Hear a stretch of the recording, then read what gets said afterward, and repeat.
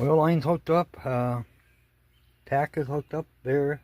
Just got to hook it up, 12 volt to it. Still waiting for a stupid fuel filter. I gotta order one because nobody carries them in stock anymore. So,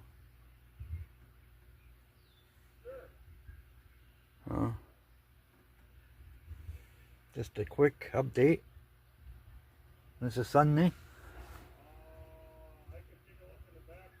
I think it's May 5th, I think, or 6th, 2024.